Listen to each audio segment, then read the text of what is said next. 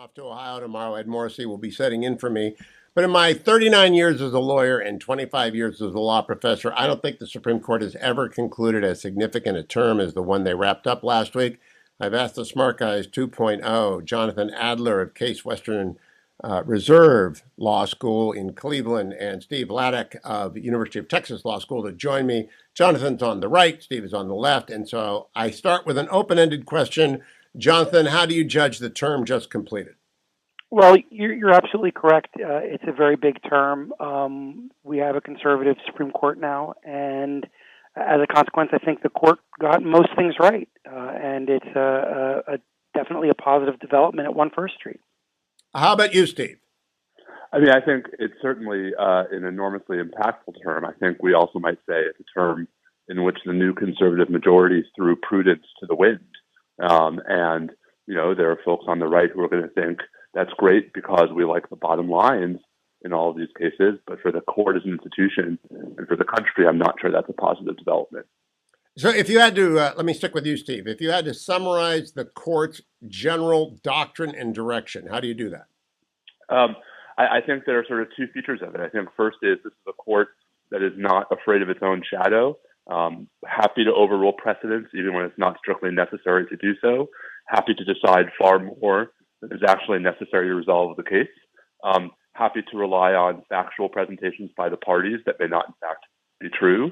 Happy to make it harder to enforce rights by limiting remedies and technical decisions that are hard for the lay people to sort of fully appreciate. So, you know, Hugh, I think it's a court that is perfectly willing to move as quickly as the justices want to, and is just not worried about appearing to be remotely conciliatory, about appearing to be, you know, sort of taking the other side's arguments seriously into account because, for lack of a better word, they have the vote.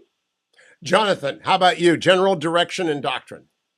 Well, I mean, we should note that this is a court, or this is a term where the Chief Justice and Brett Kavanaugh were in the majority in 95% of cases. It's a court very much in line with what their view is of the law. One that sticks to the law, to the Constitution, that doesn't allow or encourage the court to make up remedies just because we think that would make for a better world. A court that's trying to correct some errors on issues of precedent. We don't yet see a court that's overturning precedent at a higher rate than its predecessors. We might see that going forward, but we don't yet. We forget that the Supreme Court has always overturned precedents. Every justice on the court has overturned precedents, and some of the liberal justices would like to overturn precedents. They just don't have the votes for that. But it's a conservative court. It's a largely originalist court. It's a court that I think needs to be a little bit more disciplined in terms of what cases it takes and how it drafts its opinions. But it is certainly a more conservative originalist court. If you were to rewrite your case books, gentlemen, which case from this court would you use to lead off to recognize the significance of it?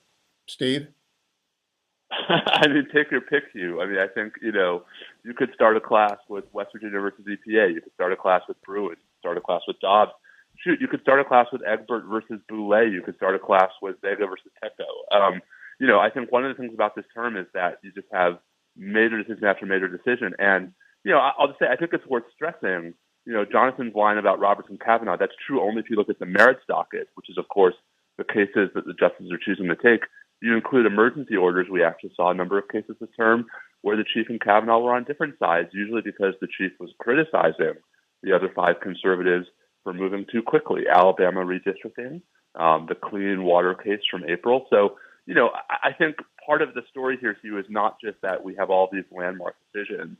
It's that the only one of the conservative justices who has been any kind of a speed break, and that's Chief Justice Roberts, is just no longer the decisive vote. And we're really seeing the effects of that in ways that are going to, you know, rewrite case books from administrative law and immigration law to federal courts, constitutional law, and even, you know, I dare say civil procedure. So, you know, it is a transcendent and transcendental term, which I think folks on the right are going to celebrate. But I still think it comes back to the basic problem, which is a court in this kind of a hurry actually a good thing?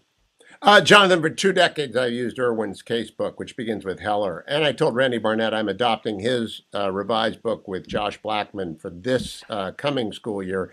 Because Heller is no longer one of the cases that I consider to be as significant as I expect the update. And I expect the update to begin with probably the Dobbs case, but I'm not sure. I think the most significant case myself is West Virginia versus EPA. How would you start your new case book? I actually used to start my common law class with Heller too, not necessarily because of its significance, but because of the method and the way the opinions divide. I would probably start with something like Dobbs if I was choosing from this term, because I think the discussion of precedent is worth students focusing on, as well as discussing the question of where constitutional rights come from. I think that's a useful place to speak about, and it foreshadows a lot of what I think we might see going forward.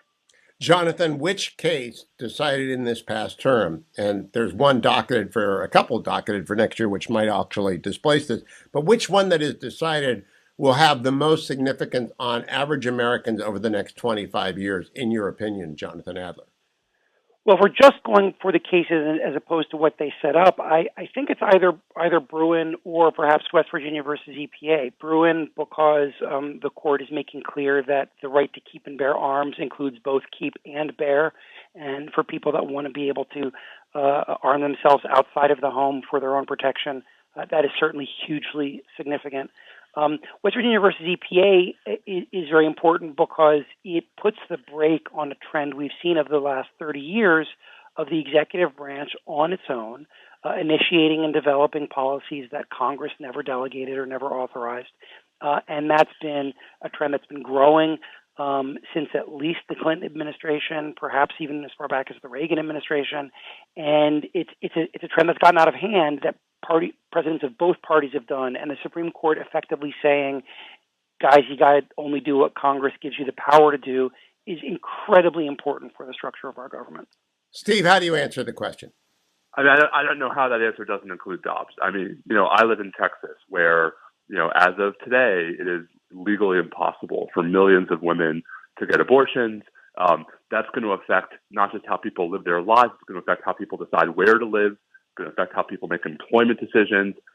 At a basic level at the University of Texas, it's going to make it much harder for us to recruit out-of-state students or faculty.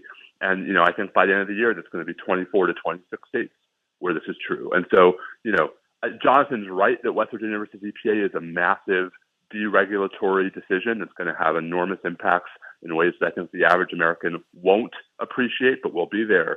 But, the impact that Dobbs is going to have on the lives of women, on the choices women make, and on the institutional ramifications in states that ban abortion, I think is going to be a stunning ripple effect that we're just now beginning to see. Let me talk about stunning ripple effects. I could get in the car after the show from Studio Winterfell. In an hour and a half or 2 hours, I'll be at the Blaine House, which is Maine's governor's house. And the Maine religion clause case, will, combined with Arizona's statute, which passed last week, which made school funding follows the student no matter where they go. They can go to parochial schools, they can go to Jewish day schools, they can go to Muslim schools, they can go to secular schools. I think that case, striking down Maine's basic Blaine Amendment and saying, yes, anywhere you want to go, if your money is going to go to a religious school, that's just fine, Steve. I think that is going to have real world implications everywhere as the public school monopoly falls apart. Your response? I mean, Hugh, I think that's right. I think you probably think that's a feature, and I think that's a bug. Yep. Speaking of the court not overruling precedents, it would help if they actually acknowledged it when they did, as with the Kennedy case in Lemon. But, I think if the question is most impactful, I think that's going to have a huge impact for parents who want to send their kids to religious schools, right? But I think it's just a sign, Hugh, of how enormously significant this term was, that even with that, I'd put Carson, the Maine school funding case, no higher than fifth on the list of most. Isn't that fascinating? In terms of kids, it's actually, what do you think, Jonathan, about Carson? Well, I think it's a big deal. I do want to correct you, though, Hugh, because the limitation wasn't on religious schools. It was on sectarian schools. I mean, the law in question here was far more intrusive than I think people recognize. It focused, they looked under the hood and said, well, how religious are you at your school? And how does it manifest itself? And that's something we don't want government doing with any a religious organization or institution. It will certainly make a big deal on the ground. It certainly will empower parents. And given all the controversies we see right now over what is taught to children and how it's taught and so on, I think giving more control to parents will be hugely impactful. Although, I might agree with Steve, though, that, on the ground, the ability to defend yourself, the changed landscape for abortion, in terms of on the ground effects, certainly in the next few years, I would think those are more impactful. But they are all these are significant. Let me talk about big law for a moment. I talked to Robert O'Brien, the former national security advisor, who just got back from the international arbitration in Geneva. I said, your big tech clients are going to call you on Tuesday and ask you to begin to figure out how to cabin the FTC under the major questions doctrine. And I wrote about this for the Post yesterday. I think West Virginia versus EPA, Jonathan, cannot be underestimated in terms of impact on big law going after big reg and big federal agency. How do you see that playing out? Well, I think you're right. I mean, the biggest effect of West Virginia versus EPA is where agencies are taking old statutes and trying to repurpose or redirect those statutes to new problems without going back to Congress.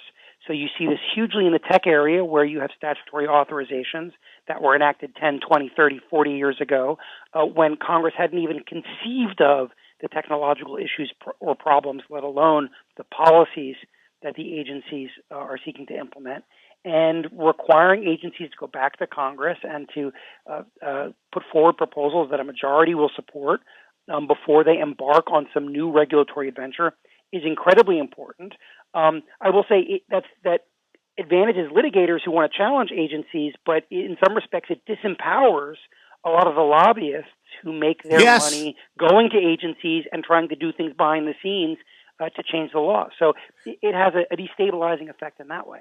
Jonathan, thank you. Steve, I want to give you the last swing because you're a very stable man of the center left. You don't overreact.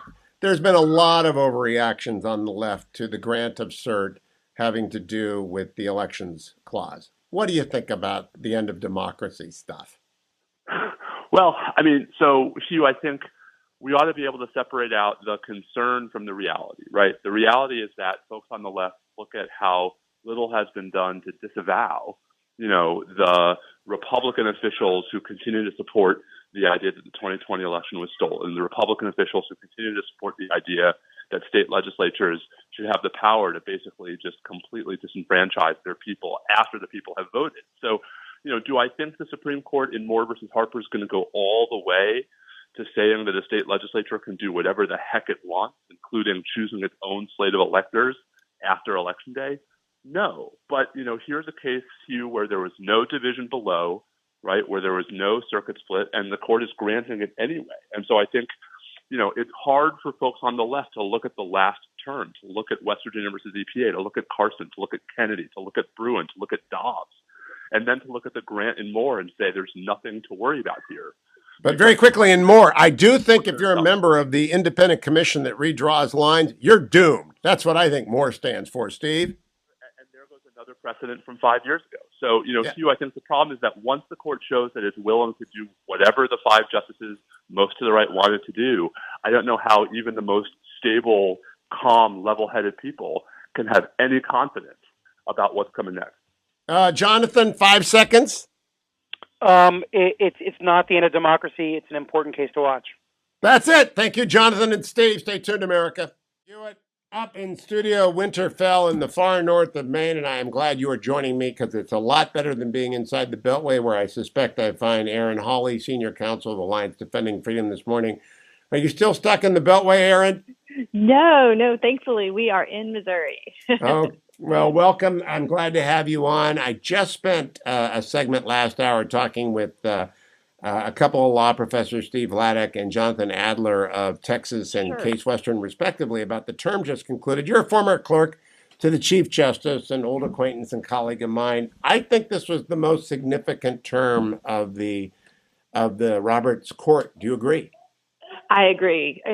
Obviously, if you look at Dobbs and the life issue, but also on administrative law and the Second Amendment, it is an incredibly significant term. Absolutely.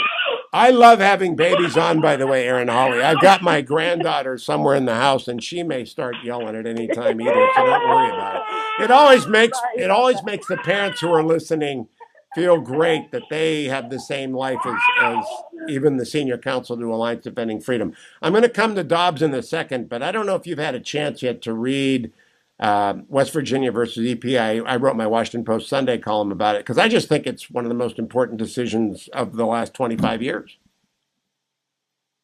Absolutely. I agree completely with that. I think if you look at that case, it really reformulates how it is that the courts look at decisions made by agencies. And it's a really common sense principle that if you have a huge decision of political or social consequence, then the court is going to expect that Congress clearly gave that authority to the agency. And we just don't see that in the EPA case, but you can think of a lot of other examples where similarly the Congress has not clearly delegated something to the agencies. And in that perspective, when that happens, then I think we really want Congress to speak rather than an agency who is filled, with unelected folks, however well-meaning. We want some accountability with those important decisions. Now, that leads me to Dobbs for this reason, Aaron Holly. I expect, and indeed, Secretary Javier Becerra, who runs HHS, was out on the weekend suggesting that they'll take every administrative tool they can to try and expand abortion access after a majority of the court clearly said it is up to the states. And I think if an administrative agency attempts, like HHS or some other FDA or some other branch of the government attempts to regulate abortion via federal mandate, they'll get bounced back via West Virginia versus EPA. What do you think? I agree completely. And I think West Virginia versus EPA may be the second most significant case in the fight for life for precisely the reasons that you mentioned. Under Dobbs, the states have the ability finally to protect life. However, as you see and hear, HHS is intimating that maybe the FDA has ability to say that, we have approved the abortion pill up until 10 weeks. And so every state in the country has to allow abortions up until 10 weeks because the FDA approved it. Now, that's nonsense. The FDA approved it, but states certainly have the ability to say, we think this drug, because it does, kills unborn children. We're going to prohibit it in our state. But I think West Virginia really helps with that argument, saying that there's no way Congress intended the FDA to preempt state abortion laws here. As the Dobbs decision makes clear, it is there could not be a more significant social issue of our time about which people care very deeply. And there's just no way to look at the Food, Drug, and Cosmetic Act, which gives power to the FDA, and think that Congress meant for every state in the country to be bound by the FDA's rules. That's just nonsense. Well, that's where the left is going. And that's why I've merged those two cases. Dobbs, the decision there, which is, I think, fairly well understood, though I want to come to trigger laws in a second, which says it's up to the states to regulate the questions of abortion and indeed reproductive rights generally. There is a federal commerce clause. It does empower the FDA to regulate food, drugs, and cosmetics, and they do have Plan B out there, which is a morning after pill. But abortifacients are not, I believe, authorized under the FDA's authorizing statute to be made a subject of jam downs. And Aaron Holly, do you expect that to be a play? I do. I think that if the Biden administration is trying to have abortion access through all 50 states, even though, Dobbs clearly says that's for the states to decide, then I think that's probably one of their best plays. I think it obviously will not succeed. While Congress does have the commerce power, there has to be some sort of commerce at issue. And requiring states to allow abortion, that there's no pre-existing commerce. So in this perspective, it is a lot like the case NFIB versus Sebelius, where the federal government said you have to buy health care. Well, a majority of justices said under the Commerce Clause, you can't force someone to buy something. So similarly here, you can't force a state to allow abortions that are not happening because there's not a sufficient, there's no commerce going on. So I think that is a very tenuous basis, the Commerce Clause, to require abortion. Additionally, the idea that you would leave this huge policy decision to an agency is really just ludicrous. In fact, in West Virginia versus EPA, the Supreme Court pointed out that Congress had rejected the very cap and trade program that the EPA tried to implement. And the same is true here. Congress has refused to require nationwide abortion access. And that really should be the end of the story. There's no way to say that Congress has come to ground on requiring abortion in all 50 states. So there's no way to suggest that the FDA has that authority. Now, I do believe that if the Congress legislates a grant of authority to the FDA based on the commerce power, they may be able to make it stick. I don't know. I'd have to see what their evidentiary argument is, but not yet. Now, let's go back to Dobbs in the aftermath. I don't think I've ever seen the media more one-sided, Aaron Hawley, than it has been in the coverage of Dobbs. And I don't know if you agree with me or not. I just think they are overwhelmingly pro-abortion rights, and therefore they have written every story as a disaster as opposed to a wonderful decision for the life of children who are now in the world as a result of Dobbs. I think that's absolutely right. And if you look at abortion and even the statistics on women, the Human Coalition has some great surveys that show that about 75% of women that obtain abortions would choose to parent or would choose life if their circumstances were different. So Roe left a devastating legacy of some 60 million children who were never born, who were killed in the womb, and also of some 60 million abortions, mostly unwanted. And the left just glosses that over. They portray abortion as something that's necessary to women's flourishing and success, and that's simply untrue.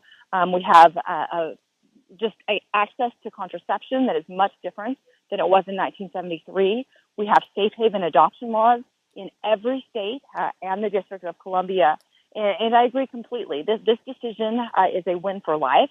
It's absolutely a win for the Constitution that nowhere in its text structure or history contains the right to an abortion. And it's also a win for women as states come alongside them to support them and to their flourishing both as mothers and as women. Now, AllianceDefends.org will update people comprehensively on what Alliance Defending Freedom is doing in the cause of life now. But there have been so many developments in the aftermath of Dobbs, many corporate offers of assistance to travel to get an abortion, many different attempts to work around trigger laws. Are you as busy as you've ever been as one of the lead pro-life litigators for ADF? It is crazy, but it's such an honor and privilege just to be able to come alongside some of these states and organizations that are doing so much to protect life now. And the reality is that more babies will be alive tomorrow because of Dobbs, and it's just an incredible privilege to get to work on some of those cases. Aaron, last question. I write for the Washington Post, and so I admire a lot of their work. They sent a pro-abortion rights reporter to write about a young woman in Texas who had twins after she had gone to a pro-life pregnancy crisis center. And they ended up writing a pro-life story, even though they didn't want to. But it just demonstrated again, the story is never told of the children who are born as a result of this decision. Is ADF working to tell those stories? Absolutely. And, even I saw a quote by Maya Angelou the other day, and I know that she has supported abortion rights at some point in her life that she did. But she also tells the story about how she became pregnant at 16 years old, and she just praises God for the life of that child and everything that he brought to her, that he made her a better person and just brought so much light and love. And I think that's the experience of so many women who have these unplanned pregnancies. And no one's discounting that they can be really tough situations.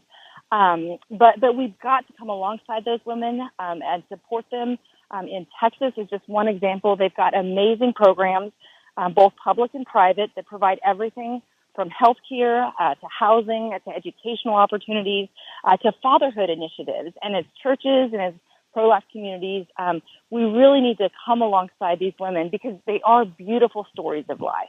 More and more support, not less and less. Aaron Hawley, Have a wonderful rest of the 4th of July weekend in Missouri, where it's probably 150 degrees. But I appreciate your joining me this morning, and survive the humidity. Do well down there. Aaron Hawley of ADF, thank you so much.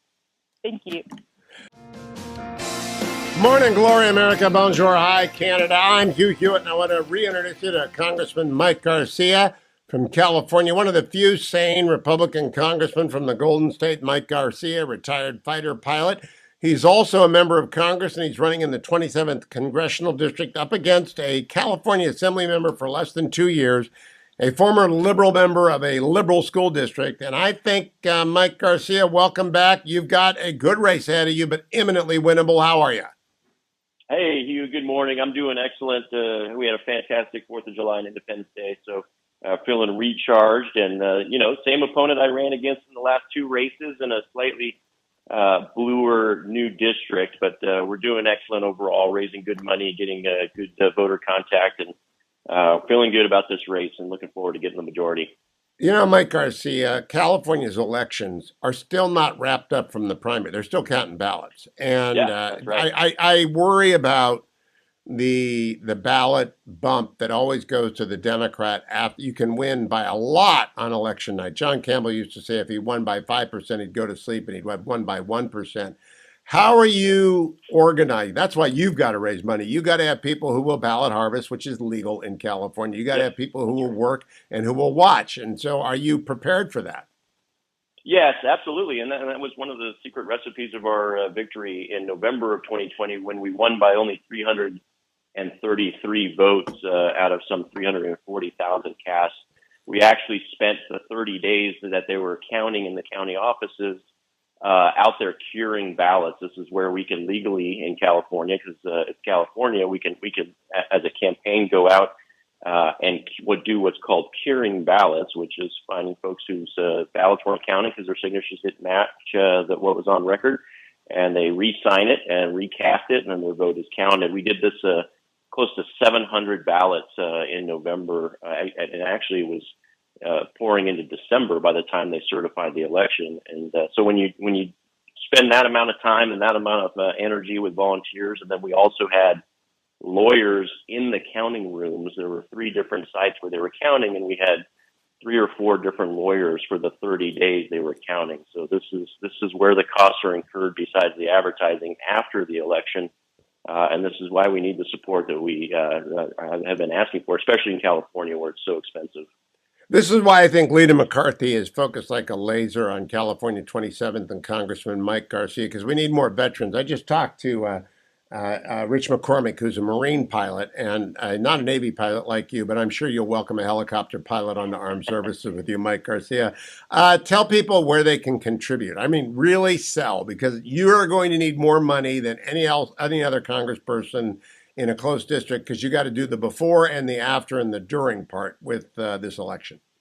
That's right. Thank you, Hugh. The website is electmikegarcia.com. That's electmikegarcia.com. And this is the reason this race is so important. If you recall, we were the first ones to win in California in some 22 years. And this is really the leading edge of what became the beginning of the red wave in 2020 when we took back 12 seats in the House. Ours was the first one in the special election in May of 2020. So we do see this as the little round top of at Gettysburg in terms of political races. Where our race goes, so goes the direction of the nation. And this fight is about preventing the country from turning into what California has become. And so we do need the help. ElectMikeGarcia.com. This affects everyone throughout the nation. This isn't just a California race. If we can't take the majority back, and if we can't figure out how to prevent the country from turning into California, then we've got some serious challenges beyond what we've already realized here in the last year and a half. And that's why I want people to go to elect Mike Garcia, whether it's $5 or $50 or $100. We've got to get this seat and keep this seat in Republican hands. And you mentioned Little Round Top. Joshua Chamberlain's an Army guy and legendary, and not far from where I am in Maine is his house. But we can have a Navy pilot play the role of Joshua Chamberlain in the 2022 elections. Unity right there, bringing the Army and Navy together. So Mike Garcia, tell me a little bit about what you see as happening in the Pacific Indo competition. As a fighter pilot, and you flew off of carriers, you know that a lot of people want to retire the carrier fleet, including my buddy Captain Hendricks. Slowly, they don't want to do it tomorrow, but they want to get rid of him slowly. Right. What do you say to those folks who think carriers are obsolete? Well, I do think they're extremely vulnerable right now, but I think removing them is akin to trying to get rid of oil here without having a plan B in terms of our energy crisis. Right? We've got to have another lily pad to leap to, especially when it comes to naval aviation. But we've also got to figure out how to project power without putting something so expensive and so many lives at risk and the vulnerability levels that they are. China continues to develop aircraft carriers. They just put their third one to sea a few weeks ago. They continue to develop long-range missiles that are meant to take out aircraft carriers and hypersonic weapons that are making the news. So we've got to continue to do the same and focus on power projection, long-range power projection, but also be able to build the defenses against China's long-range power projection assets like the DF-31, DF-41. As well as the aircraft carrier killers. So this isn't something we can just cut bait and run right now on. But the fact is that in terms of rate of change, China is outpacing us in almost every domain. We've been asleep at the wheel. This has been a 10-year problem that has come to manifest. And right now, our military is more focused on woke social justice issues right now than actually training people to combat it. And we've got to turn the ship around and actually invest in our military, invest in readiness, but above all things, invest in being able to win a war against China. The only point of a military is deterrence, and if deterrence fails, to win a war. And right now, our Secretary of Defense seems confused about that, and that's the issue we've got. We can figure out all the tactical and strategic problems, but if leadership isn't thinking the right way, that makes those problems even more difficult. Now, Mike Garcia, you and I could talk, as I do with Gallagher and Waltz and all your other pals with military backgrounds on armed services, all day long. But I'll bet you in the 27th, and you have to tell people where it is, they're mostly talking about the price of gas, which in California is crushing people. And they're probably talking about crime and homelessness. Am I right? Yeah, no, these are the universal problems we've got nationwide. We're seeing this war on energy come to manifest in the form of record high oil. We've got $7 a gallon gasoline, and it's oppressive. It's something that we're just literally trying to survive. We do have the rising crime rates. This is northern LA County, so Santa Clarita Valley, the Antelope Valley, Granada Hills. And this is, from a defense perspective, also aerospace and defense is a big deal for us. And we're building the B-21. We build about 50% of the F-35, a bunch of classified programs. And so focusing on national security, neighborhood security, economic security, it's literally that. This election comes down to that one word, security. And have you got the Skunk Works, Mike Garcia? Is the Skunk Works in your district? Yes, we do. Yep. We've got Plant 42, Skunk Works, and all of that up right in the heart of my district. Oh, my goodness. Well, that is an important district then to have represented by somebody who actually knows what they're doing in there and appreciates it. But it is also a driving district. You can't get anywhere in the Santa Clarita area without driving, 30 miles, and that at $7 a gallon. I just don't know how anyone votes for a Democrat because they clearly don't care.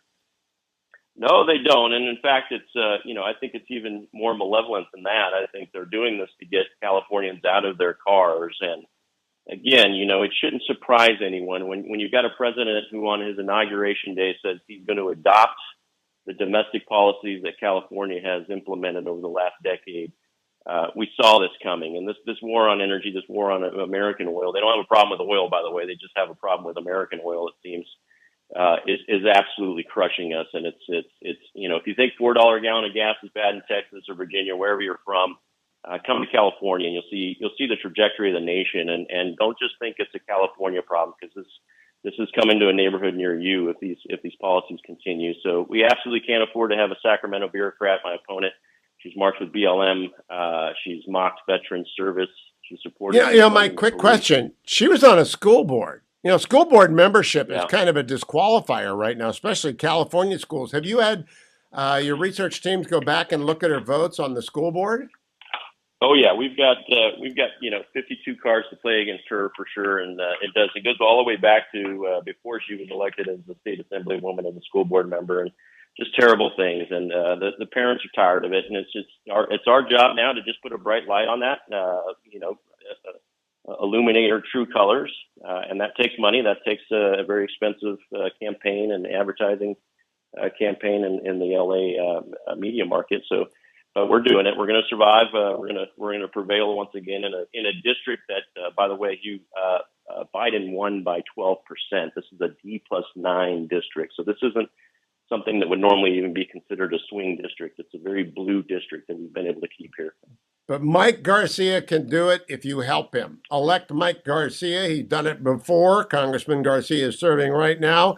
He will do it again. Fighter pilots find a way to get through. Elect Mike Garcia, the Top Gun candidate for the United States Congress. Kevin McCarthy and everyone says the same thing. ElectMikeGarcia.com. Thank you, Congressman. I'll be right back. Me for the first time. Good morning, Rich. Welcome to the Hugh Hewitt Show. Tell us how the audience can help you. Good morning. That's good to talk to you. I'm literally walking out of the hospital as we speak after my fifth night ER shift in a row, and excited to shift gears as the career goes, and would love to have everybody dial in and see what this big, huge class of veterans is going to do in Congress. Really excited about it. Rich, give people your info and tell people how to find you on the web. Sure. So it's Dr. Rich McCormick. You can go to richmccormick.us is my website. We are up and running. We've done a really good job of prepping for this race in November. Basically, a pretty easy guy to find on Facebook and also by my normal website. Now, Rich, give people your bio and where Georgia's 6th is. It's one of the most competitive districts in the United States. It's very narrowly drawn. It's sort of a new district. Who are you and where are you going to be a congressman from?